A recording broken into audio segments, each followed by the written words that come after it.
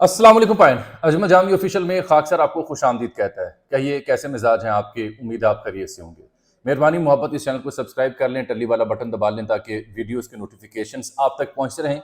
Less फनकारी मोर जानकारी का आज का सिलसिला 24 नवंबर की कॉल के नाम। इमरान खान साहब ने 24 नवंबर की कॉल दे दी है।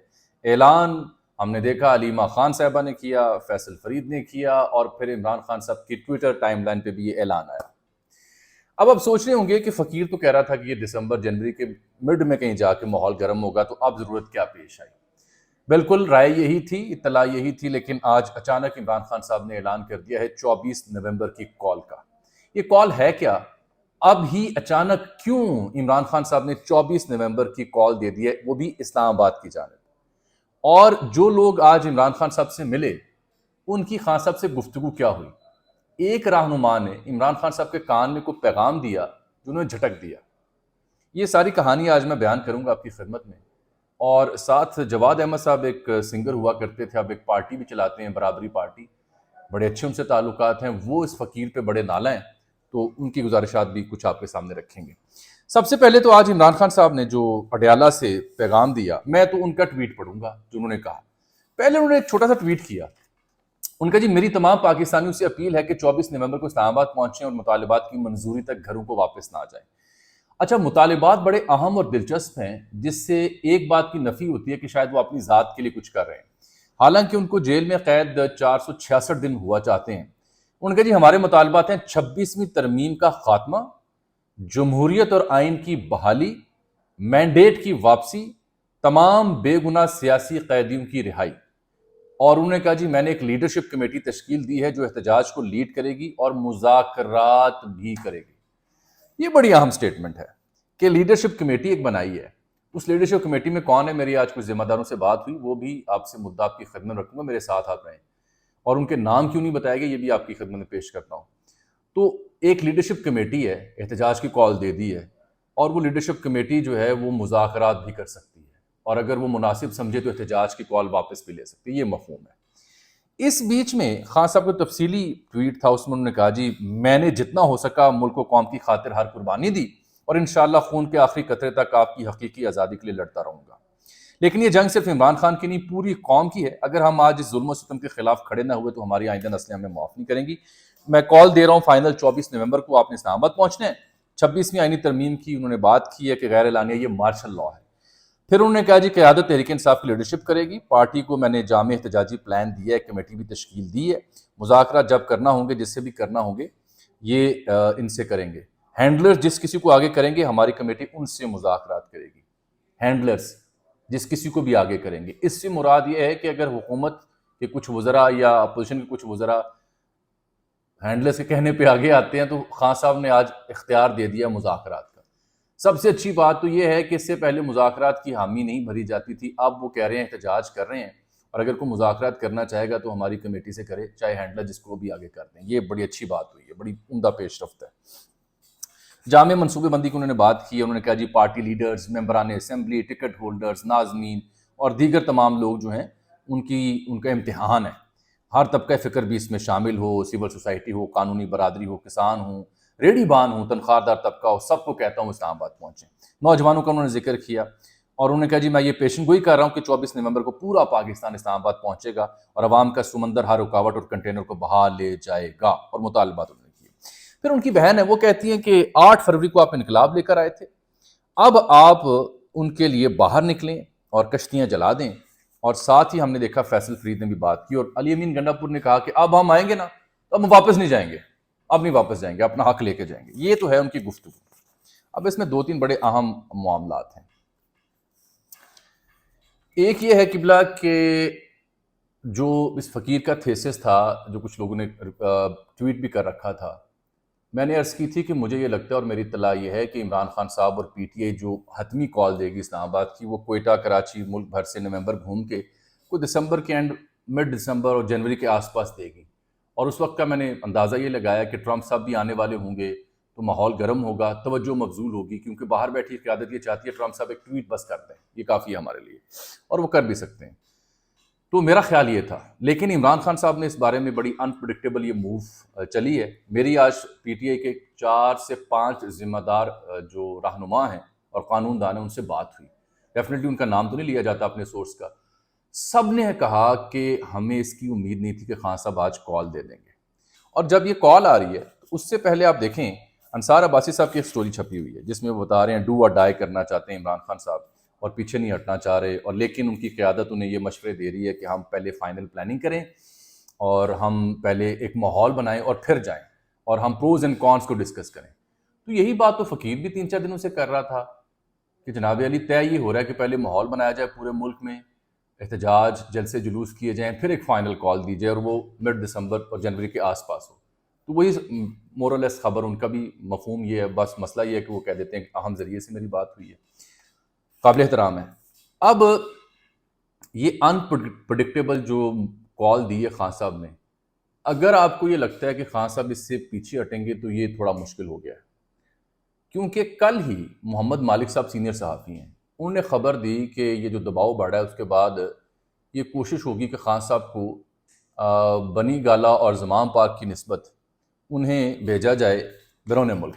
ٹھیک ہے، انہوں نے ایگزیکٹلی کہا کہ بیرونی ممالک سے پریشر بڑھا ہے، عمران خان کو اڈیالہ سے زمان پاک یا بنی گالہ نہیں بلکہ باہر لے جانے کی کوشش ہوگی، حکومت یہ پیشکش کرے گی، اور امید ہے کہ خان نہیں مانیں گے، اس طرح سے الزام سول ملٹری لیڈرشپ پر نہیں آئے گا۔ یہ واقعہ بھی میں آپ کو مہینہ ڈیڑھ پہلے سنا چکا ہوں کہ یہ آپشنز بھی زیر بحث آئی تھیں کہ اگر وہ کوئی ڈیل کر کے باہر چلے جائیں، اور یہی اطلاع میں نے دی تھی کہ وہ نہیں مان رہے اور نہیں مانیں گے۔ جس شخص نے ماننا ہوتا ہے وہ اتنی لمبی پی نہیں کاٹتا، پارٹی کا بیڑا غرق نہیں کرواتا، اتنی جد و جہد نہیں کرتا، and Khan is known for his resilience جو انہوں نے ثابت کی ہے۔ کوئی مانے یا نہ مانے اور بات ہے، مجھ پہ آپ تنقید بھی کر لیں کہ میں خان کے حق میں تعریف کر رہا ہوں، جو سامنے کی بات ہے وہ کر رہا ہوں بھائی، ان پہ تنقید بھی ہم کرتے ہیں۔ تو یہ جو مالک صاحب کی تھیری ہے یہ ہے تو درست، لیکن یہ پرانی ہے، کیونکہ یہ آپشن وہ مائنس کر چکے ہیں۔ اب دوبارہ سے یہ آپشن بھی آئے گی تو پھر مائنس کریں، کیونکہ اب تو ان کے پاس مائنس کرنے کا جواز ہے، اور وہ چونکہ کسی اس وقت براہ راست کسی معنی خیز کمیونیکیشن میں نہیں ہیں، بات نہیں سن رہے، اس کا ثبوت ہے کہ انہوں نے فائنل مارچ کی کال دے دی ہے۔ اب میں آپ کو دینے لگا ہوں ایک اور بڑی اہم خبر۔ عمران خان صاحب سے کل ملنے گئے تھے سیاسی لوگ، صاحبزادہ حامد رضا ہوں، اسد کیسر ہوں، عمر ایوب ہوں، شبلی فراز ہوں، ملک احمد خان بچر ہوں، اپوزیشن لیڈر تمام اسمبلیوں میں، سینٹ میں، اور سابق اسپیکر، اور صاحبزادہ حامد رضا۔ ان کو نہیں ملنے دیا گیا تھا، اڈیالہ چوکی میں انہیں 144 کی خلاف ورزی کے الزام میں اندر کر دیا آدھا پونا گھنٹہ، اور پھر رہا بھی کر دیا۔ آج کچھ صحافی دوستوں نے اعتراض کیا کہ یہ کیسی پارٹی ہے جو ان کی الیکٹڈ جو لیڈرشپ ہے وہ اعلان نہیں کر رہی احتجاج کی، اور ان کی موروثیت کی جھلک ہے کہ ان کی بہن کر رہی ہیں یا ان کے وکیل کر رہے ہیں اعلان۔ تو اس کا بڑا سادہ سا جواب ہے، حضور مسئلہ یہ ہے کہ کل جب سیاسی لوگ ملنے گئے تھے وہ تو انتظامیہ نے، سرکار نے انہیں ملنے نہیں دیا بلکہ اندر کر دیا، تو پھر جو ملنے جائے گا اس کے ذریعے اعلان ہوگا نا، چاہے وہ علیمہ خان ہے یا فیصل فرید چودھری ہیں یا مشال یوسف زئی ہیں۔ آج بائی دا وے فیصل گئے ہیں، علیمہ خان صاحبہ گئی ہیں، علی ظفر صاحب گئے ہیں، مشال یوسف زئی اور خالد یوسف چودھری ان سے ملے ہیں۔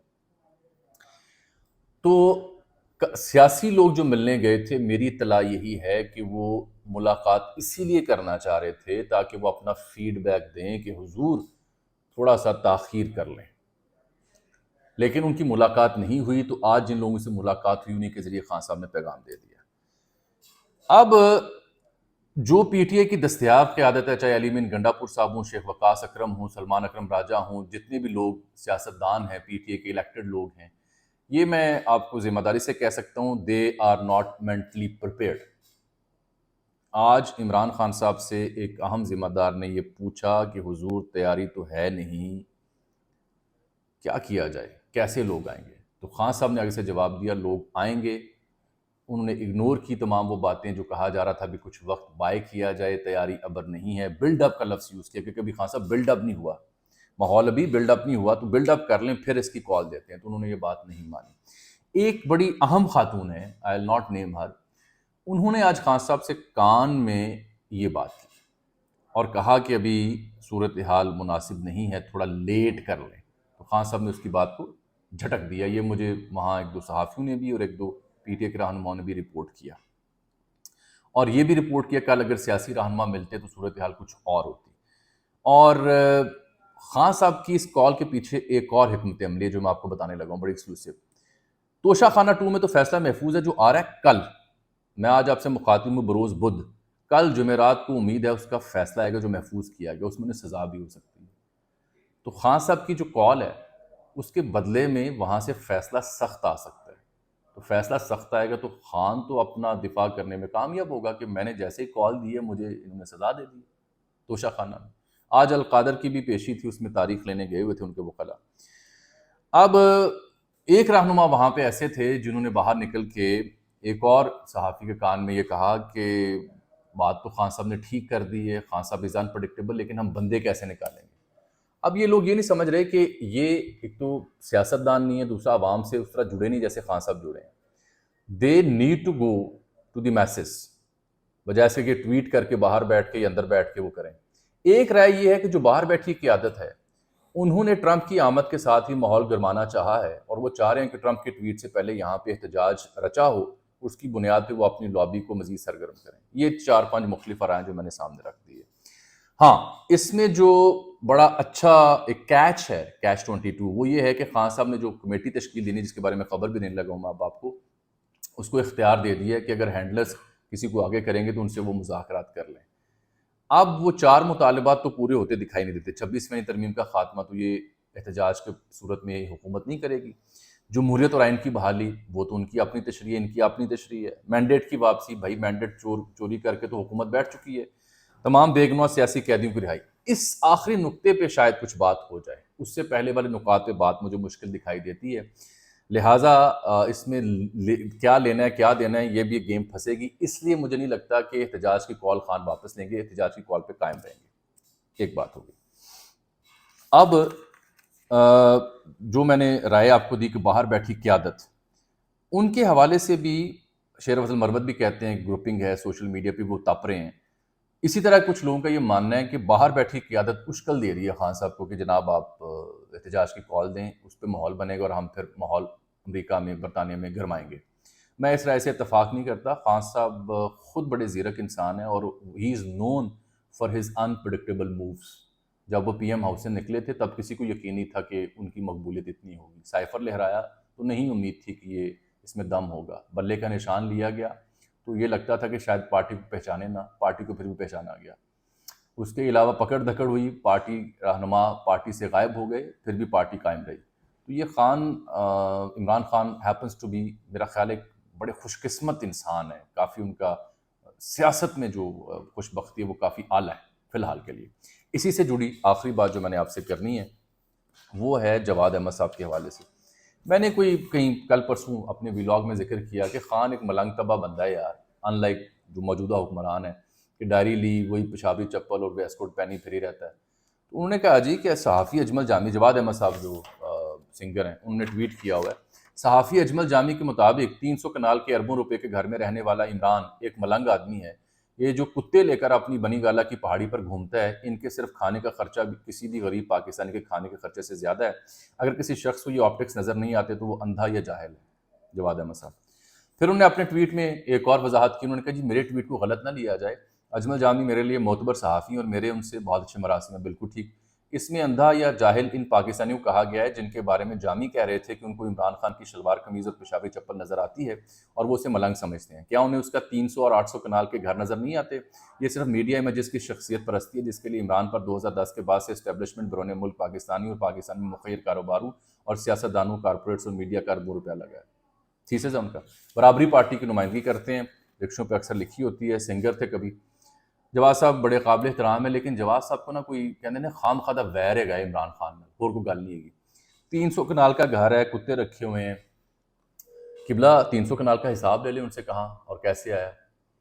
دوسری بات ہے کہ کتے اگر پالتو رکھے ہوئے ہیں اور ان کی خوراک پہ ایک عام آدمی کی کھانے سے زیادہ خرچہ آتا ہے تو موجودہ حکمرانوں کا رہن سہن بھی دیکھ لیں، وہ کیا پہنتے ہیں، کہاں سے خریدتے ہیں، کہاں سے علاج کرواتے ہیں، کن جگہوں پہ رہتے ہیں، اربوں خربوں کے کاروبار کہاں ہیں، اولاد کہاں سیٹل ہے، اس پہ بھی بات کر لیں، کیونکہ برابری پارٹی کا مطلب ہے برابری پہ بات کرنا ہوتی ہے نا جی۔